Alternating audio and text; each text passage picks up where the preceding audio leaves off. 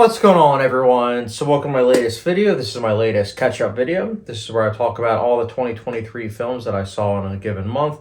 In this case, it was for March of 2023. I saw 9 2023 movies, so I will be talking about them very briefly. I'm just going to be talking about them very briefly and then giving you guys my rating. If you want my full in-depth thoughts on these movies, you guys can check those reviews out down below on Letterboxd, because I do have an account. Letterboxd, if you don't know, it is a great app where it brings together movie critics, movie buffs, casual moviegoers, just people in general that love movies. Basically what I like to call Instagram, but for movie buffs. It's great. It's great stuff. So I'm on there. You guys can check out my reviews further in depth down below. But yeah, I'll be talking about these movies, and I will be going from the beginning of the month that I saw to all the way to the end of the month to wrap things up. And again, I saw 9 movies. So anyways, enough exposition. Let's get started. So kicking things off at the beginning of the month, I saw Creed 3. So truthfully, I wasn't that excited for this movie. I thought that the trailer kind of spoiled a lot. You know what I'm talking about? You ever seen a trailer where you're like, oh wow, I feel like I just saw the movie in just the span of 2 minutes. Well, I thought that, and then I saw the movie and it was like, yeah, pretty much. But I will say this, credit where credit's due. I did like some of Michael B. Jordan's directing. I liked the boxing scenes. I thought the last fight scene especially was really artistically interesting. And Michael B. Jordan was really good. Jonathan Majors, I mean, we all know what we're hearing these days. I mean, as an actor, he's really good. And I thought that where Ant-Man and Quantumanium, or whatever that movie was called, where I thought that he was underutilized with that, I felt like he was utilized well with this movie. But the thing that I had issue with was that I thought that his character just did things where it was just kind of like, okay, this just happened just because the script said that it has to get from point A to B. It just didn't feel natural. So overall, I thought it was okay. I would say it's worth like a one-time watch, but at the end of the day, it's all right. And that's why for me, Creed 3, I personally will be giving a...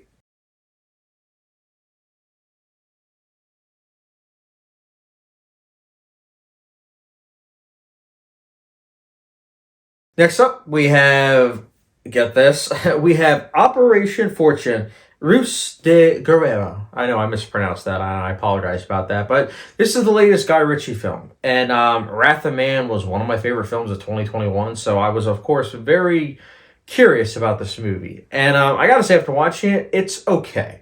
It does have some of Guy Ritchie's directing flair that he's best known for, and that is good. It's definitely a entertaining movie. There is no denying that. But the thing is, it doesn't really have any lasting power.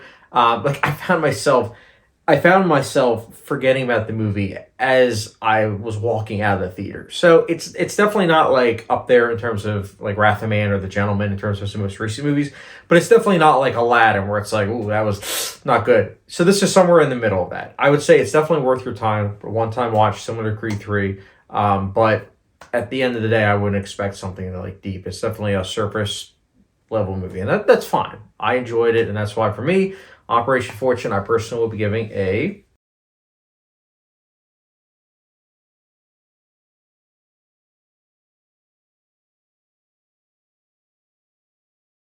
Next up, we have 65. I'm just going to be blunt. This was a very disappointing movie. I am a huge fan of Adam Driver, and not even he could save this movie. You've seen this movie done a billion times before. And I have to say, it's yet another example of a premise that could have been done well, but the execution just wasn't there, and it was a slog to get through. And it wasn't even that long. It was like 93 minutes. So, yeah, I would avoid this at all costs. And, yeah, 65. I'm going to be generous. I'm giving it a...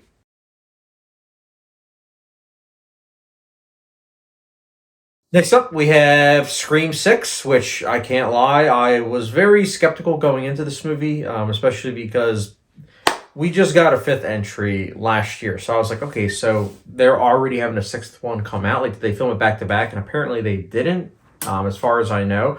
But I was nervous, and I gotta say, this was an entertaining movie, but it's very middle of the road, and it does fall into a lot of the... pitfalls of Scream movies, like Scream sequels, I should say, because the first Scream I do quite like, but everything after that I just feel like has been a way lesser effort. But that being said, Scream 6, I did like the lead performance. I thought she was quite good. The acting overall, they're definitely having a lot of fun. It does have some nice shots in it, and I do think that the first act is quite strong. The twists and turns, uh, they're not the best, but I guess they're passable. I don't know. I can see why some people might really dig this. Like reading online, I know a lot of people that do like this movie, but for me, I find it to be very middle of the road. And yeah, Scream 6, I'll personally be giving a.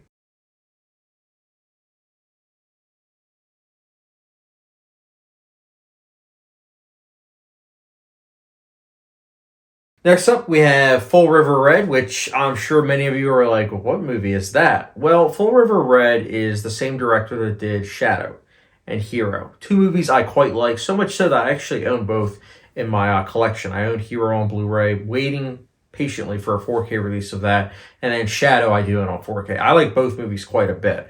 So when I heard Full River Red was getting like a 1 week showing at AMC, I knew I had to check it out.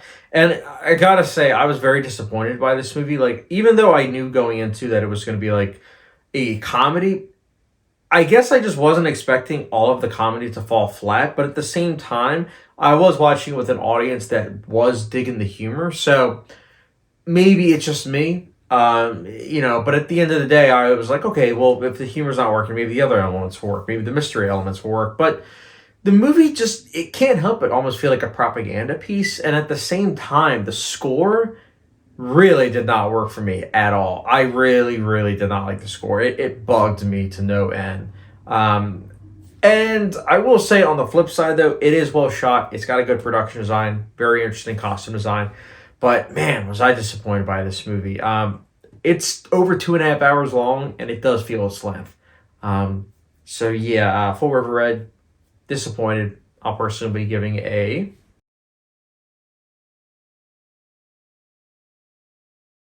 But yeah, next up we have John Wick Chapter 4. I was very excited for this. In fact, this was not in my top 10 most anticipated films of 2023, but it was an honorable mention, and for good reasons. The John Wick franchise has been very consistent, and Chapter 4 is no different. It is a very consistent movie. It is almost 3 hours. It's warranted, though, in my personal opinion. Like, I do think that it felt like they were trying to smush two movies into one, like a two-for-oneer, and I was all for it.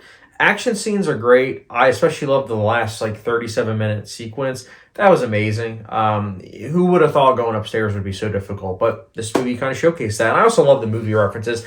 That's something the other movies in this franchise have done, but I especially liked and appreciated the ones in this movie, like whether it's the Lawrence of Arabia one, or of course you have The Good, the Bad, and the Ugly all over this movie, from the score to the final duel. There's just a lot of stuff to appreciate in this movie. I'm definitely going to be picking this up on 4K. And I'm glad that there's some finality to it. And I'm saying that cautiously, though, because I have heard that there might be a fifth one because of the success of this. I'm hoping that's not the case, because 4 felt satisfying. I would be very, very, very, very happy if the franchise ended here. And yeah, overall, John Wick Chapter 4, I liked it, and I personally will be giving a.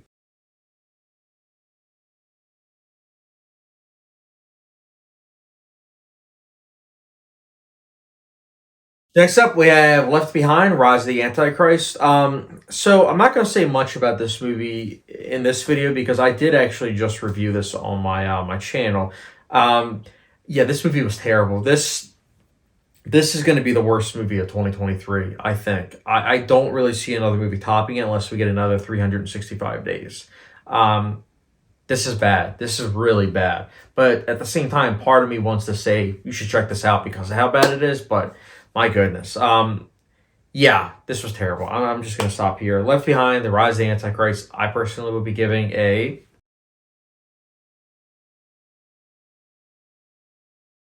Next up, we have 1001. I got to see an early screening of this, and this was, I believe it was Sundance Film Festival. It premiered, and I can see why, because this is a good film. I liked it quite a bit. One of the things I especially liked was how natural everything felt. It's a very organic feeling movie. It looks really good. It makes the city feel very lived in. Great performances. I really especially liked the performance of like the mother. I thought she was fantastic. It just has a very thought-provoking sense to it, especially with the ending. I think that it's a movie, though, that I appreciated more than I was entertained, per se. But I think my rating might go up upon second viewing. But The question is, will I want to revisit this anytime soon?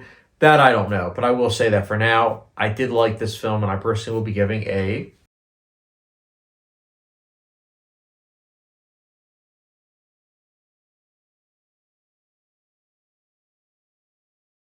And last but not least, we have Shazam, Fury of the Gods, the sequel to the 2019 movie Shazam. Now, truthfully, I really quite liked the first Shazam.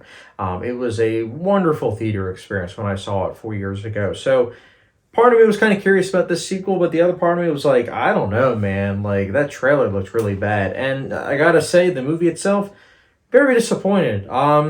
Very disappointed. I mean, it's got a great cast, but they're all wasted. I mean, the humor falls really flat. I didn't laugh at all.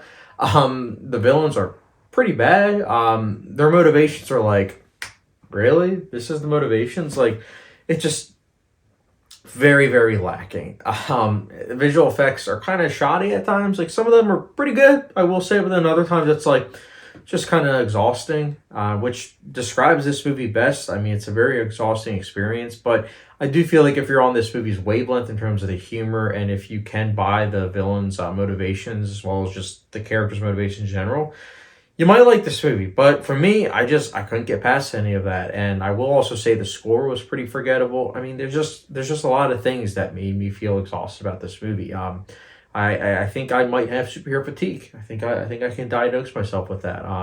Because yeah, Shazam, Fury of the Gods, I personally will be giving a.